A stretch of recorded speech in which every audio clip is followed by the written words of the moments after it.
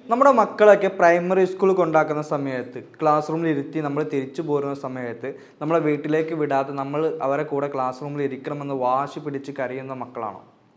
നമ്മളൊക്കെ ജോലിക്ക് പോകുന്ന സമയത്ത് ജോലിക്ക് വിടാതെ അവരെ കൂടെ തന്നെ ഇരിക്കണം, അവരെ കൂടെ കളിക്കണം, അവരെ വിട്ട് പോകാതെ എവിടേക്ക് ഇറങ്ങാൻ പറ്റാത്ത രൂപത്തിൽ നമ്മളെ പിടിച്ചു വെച്ച് വാശി പിടിച്ച് കരയുന്നവരാണോ? നമ്മളൊക്കെ ബാത്റൂമിലൊക്കെ കയറുന്ന സമയത്ത് വീട്ടിൽ ആരും ഇല്ലാത്തൊരു സാഹചര്യത്തിൽ അവർ നമ്മളെ ബാത്റൂമിൻ്റെ ഡോറിൽ വന്ന് ശബ്ദമുണ്ടാക്കിയിട്ട് കരയുന്നവരാണോ? എന്നാൽ ഈ വീഡിയോ കണ്ടു കഴിഞ്ഞാൽ നിങ്ങൾക്ക് ഉപകാരപ്പെടും. എൻ്റെ പേര് റിയാസ്, കോൺവോ വെൽനസ് സെൻ്ററിലെ കൺസൾട്ടൻറ്റ് സൈക്കോളജിസ്റ്റാണ്.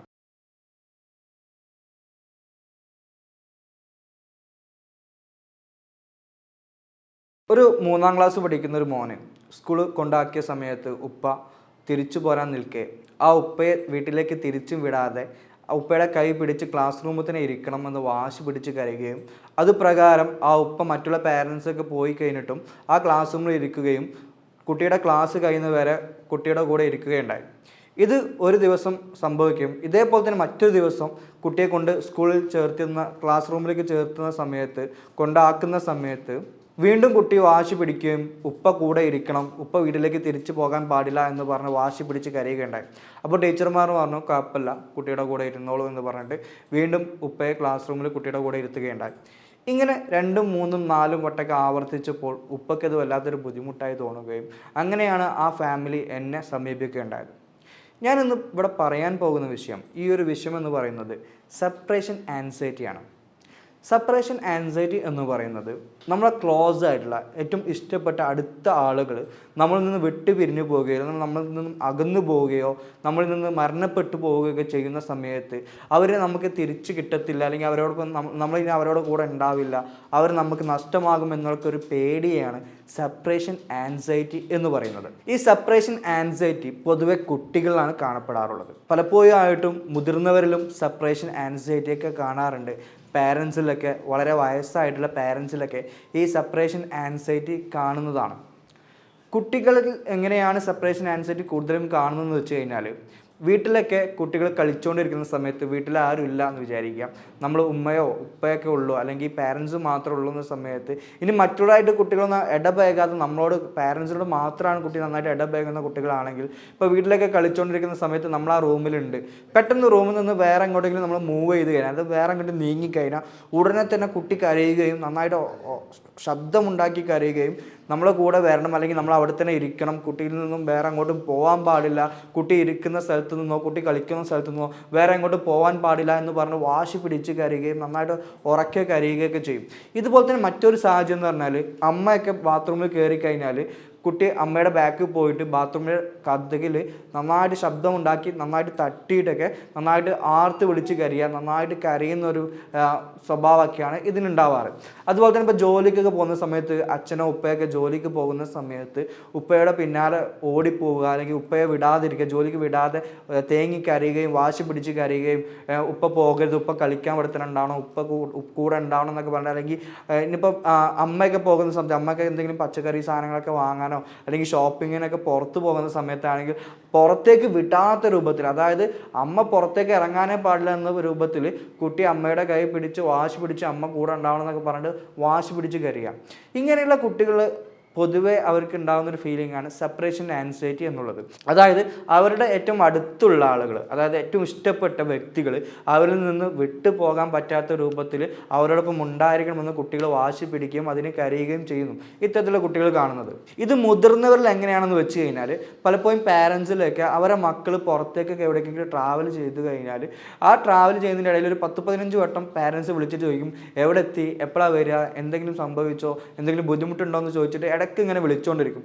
അതിൻ്റെ ഒരു പ്രോബ്ലം എന്താണെന്ന് വെച്ച് കഴിഞ്ഞാൽ, അവരടുത്തുള്ള, അതായത് അത്രയും അടുത്തുള്ള ആളുകൾ, അത്രയും ഇഷ്ടപ്പെട്ട ആളുകൾ അവരിൽ നിന്ന് വിട്ടു പോകുമ്പോൾ ഉണ്ടാകുന്നൊരു പേടിയും ഒരു ആൻഷ്യസൊക്കെയാണ് അവരിലേക്ക് കാണപ്പെടുന്നത്. അതായത് എന്താണെന്ന് വെച്ച് കഴിഞ്ഞാൽ, ഇപ്പം നമ്മൾ തൊട്ടടുത്ത് നമ്മുടെ കൂടെ ആരെങ്കിലുമൊക്കെ കൂടുതലായിട്ട് അടുത്തിടകുന്ന ആൾ പെട്ടെന്ന് നമ്മളിൽ നിന്ന് മാറി നിൽക്കുകയോ മരണപ്പെട്ടു പോവുകയോ ചെയ്യുന്ന സമയത്ത് സ്വാഭാവികമായിട്ട് നമുക്ക് ഉണ്ടാകുന്ന ഒരു പേടിയും ഒരു ആൻഷ്യസൊക്കെയാണ് ഈ സെപ്പറേഷൻ ആൻസൈറ്റി എന്ന് പറഞ്ഞത്. അപ്പം മുതിർന്ന ആളുകളിലൊക്കെ പൊതുവായി കാണപ്പെടുന്നത് നമ്മുടെ മക്കളൊക്കെ അല്ലെങ്കിൽ മകളോ മോനൊക്കെ നമ്മളൊക്കെ ഗൾഫിൽ പോയി കഴിഞ്ഞാൽ പൊതുവെ വിളിച്ചിട്ട് ചോദിക്കും എന്താണ് വിശേഷം, എങ്ങനെയാണ്, എപ്പോഴാണ് വരിക, കുറേ കാലം നിൽക്കുമോ എന്നൊക്കെ ഒരു ആൻഷ്യസ്. അപ്പം നമ്മൾ പലപ്പോഴും പറയാറുണ്ട് ആശംസ കണ്ട് അവിടെ എല്ലാവരും ഇല്ല, നിങ്ങളെന്തിനാ പേടിക്കണേ. എന്നാലും ഈ പാരൻസിന് മോൻ അവിടെയാണ്, അല്ലെങ്കിൽ ദൂര സ്ഥലത്താണ്, വിദേശത്താണ്, അവൻ എന്തെങ്കിലുമൊക്കെ സംഭവിക്കുമോ, എന്തെങ്കിലുമൊക്കെ പറ്റുമോ, ഇനിയിപ്പോൾ പുറത്തേക്കൊക്കെ യാത്ര പോയി കഴിഞ്ഞാലും എന്തെങ്കിലുമൊക്കെ സംഭവിക്കുമോ, എന്തെങ്കിലുമൊക്കെ പറ്റുമോ, അവരിൽ നിന്നും നഷ്ടപ്പെട്ടു പോകുമോ, അവന് എന്തെങ്കിലുമൊക്കെ അപകടം പറ്റുമോ എന്നുള്ള രീതിയിലുള്ള വല്ലാതെ ചിന്തയും പേടിയൊക്കെ വരുന്നതിനെയാണ് സെപ്പറേഷൻ ആൻസൈറ്റി എന്ന് പറയുന്നത്.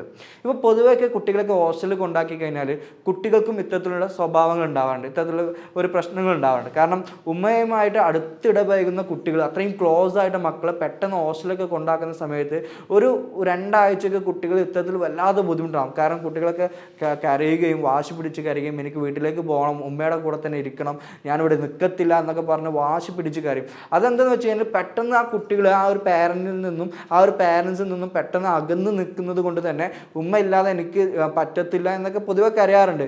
പക്ഷേ എന്നിരുന്നാലും പല കുട്ടികളും ഇത് സെപ്പറേഷൻ ആൻസൈറ്റി ആയിട്ടാണ് കാണാറ്. അതുപോലെ തന്നെ ചില കുട്ടികൾക്കൊക്കെ അവരുടെ വീടുകളിൽ അവരുടെ കൂടെ എപ്പോഴും ഇല്ലെങ്കിലും അവരുടെ പ്രസൻസ്, പാരൻസിൻ്റെ ഒരു സാന്നിധ്യം വീട്ടിൽ അവിടെ എവിടെയെങ്കിലുമൊക്കെ ഉണ്ടായാൽ മതി.